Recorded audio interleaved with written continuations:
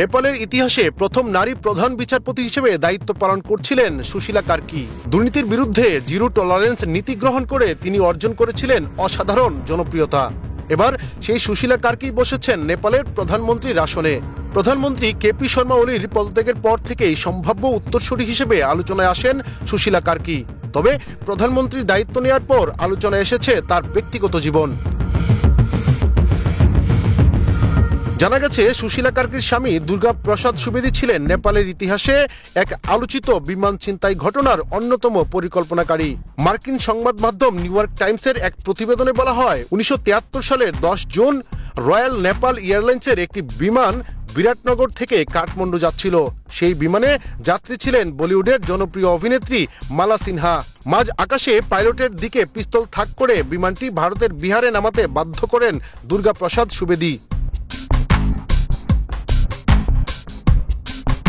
ভারতীয় গণমাধ্যমের মতে বিমানে থাকা সরকারি ব্যাংকের প্রায় 40 লাখ রুপি ছিনিয়ে নেওয়া হয়।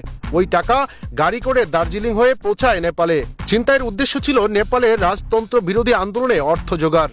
এই পরিকল্পনার পেছনে ছিলেন তৎকালীন নেপালি কংগ্রেসের প্রভাবশালী নেতা গিরিজা প্রসাদ কৈরালা, যিনি পরে হন নেপালের প্রথম গণতান্ত্রিকভাবে নির্বাচিত প্রধানমন্ত্রী। পরে দুর্গা প্রসাদ ও তার সহযোগীদের গ্রেপ্তার করা হয় ভারতের মুম্বাই থেকে। তবে 1975 সালের জরুরি অবস্থার সময় তারা ছাড়া পান। সুশীলা কার্কি ও দুর্গা প্রসাদ সুবেদীর পরিচয় হয় ভারতের বেনারস হিন্দু বিশ্ববিদ্যালয়ে পড়ার সময়। পরে তারা বিয়ে করেন। তাদের ঘরে রয়েছে এক সন্তান।